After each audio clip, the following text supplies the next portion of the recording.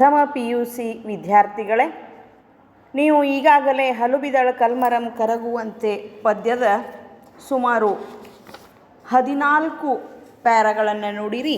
ಇವತ್ತು 15ನೆಯ ಪ್ಯಾರಾವನ್ನು ನೋಡೋಣ.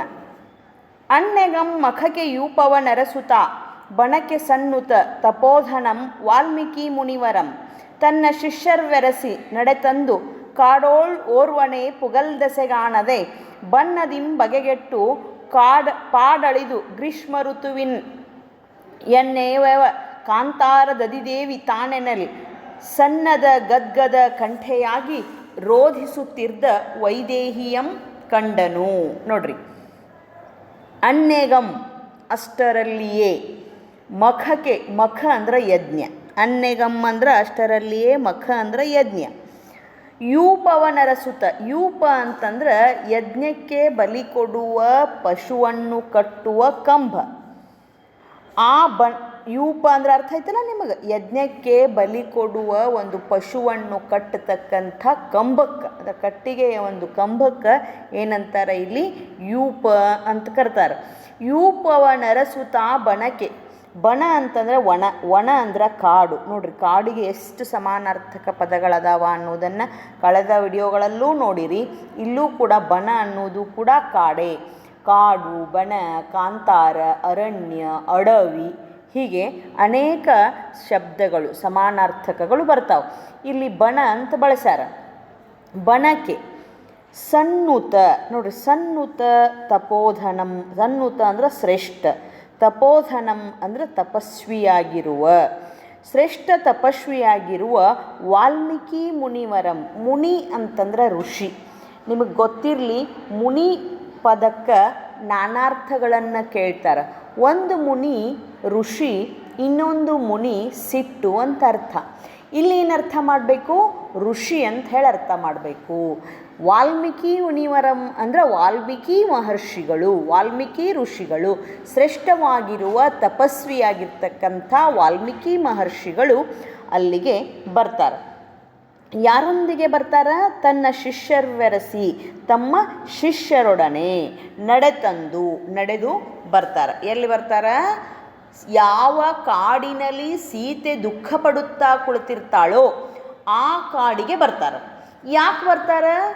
ಯಜ್ಞವನ್ನು ಮಾಡೋರು ಇರ್ತಾರೆ, ಯಜ್ಞಕ್ಕೆ ಬಲಿ ಕೊಡ್ತಕ್ಕಂಥ ಪಶುವನ್ನು ಕಟ್ಟಲಿಕ್ಕೆ ಒಂದು ಕಂಬ ಬೇಕಾಗಿರ್ತದೆ. ಆ ಕಂಬವನ್ನು ಹುಡುಕ್ತಾ ಅವ್ರು ಬಂದಿರ್ತಾರೆ. ಅಂದರೆ ಕಂಬ ಅಂದರೆ ಒಂದು ದೊಡ್ಡ ಕಟ್ಟಿಗೆ, ಅದನ್ನು ಹುಡುಕ್ತಾ ಅಲ್ಲಿ ಬಂದಿರ್ತಾರೆ. ಯಾರೊಂದಿಗೆ ಬಂದಿರ್ತಾರೆ? ತಮ್ಮ ಶಿಷ್ಯರ್ವೆರಸಿ, ತಮ್ಮ ಶಿಷ್ಯರೊಡನೆ ಬಂದಿರ್ತಾರೆ. ಕಾಡೋಳ್, ಕಾಡಿನಲ್ಲಿ ನೋಡ್ರಿ, ಇಲ್ಲಿ ಓರ್ವಳೆ, ಓರ್ವಳೆ ಅಂದರೆ ಒಬ್ಬಳೆ. ಪುಗಲ್, ಪುಗಲ್ ಅಂದರೆ ಹೋಗಲು, ಪ್ರವೇಶಿಸಲು. ದೆಸೆಗಾಣದೆ, ದಿಕ್ಕು ತೋಚದೆ. ಬಣ್ಣದಿಂ, ಬಣ್ಣ ಅಂದರೆ ಇಲ್ಲಿ ತೊಂದರೆ, ಕಷ್ಟ. ಬಣ್ಣದಿಂ ಕಷ್ಟದಿಂದ, ತೊಂದರೆಯಿಂದ. ಬಗೆಗೆಟ್ಟು, ಬಗೆ ಅಂದರೆ ದಾರಿ, ದಾರಿ ತಪ್ಪಿ. ಪಾಡಳಿದು, ಕಳೆಗುಂದಿ, ಸೋತು. ಗ್ರೀಷ್ಮ ಋತುವಿನಂ ನವೆವ, ಗ್ರೀಷ್ಮ ಋತು ಅಂದರೆ ಬೇಸಿಗೆ ಕಾಲದಲ್ಲಿ ಬರ್ತಕ್ಕಂಥದ್ದು. ಗ್ರೀಷ್ಮ ಋತುವಿನ ಬೇಸಿಗೆಯಿಂದ, ಬಿಸಿಲಿನಿಂದ ನರಳುವ. ಕಾಂತಾರ ದದಿದೇವಿ, ಕಾಂತಾರ ಅಂದರೆ ಅರಣ್ಯ, ದದಿದೇವಿ ಅಂದರೆ ವನದೇವತೆ. ಕಾಂತಾರದ ವನದೇವತೆ ತಾನೆನಲ್, ತಾನೆನ್ನುವಂತೆ.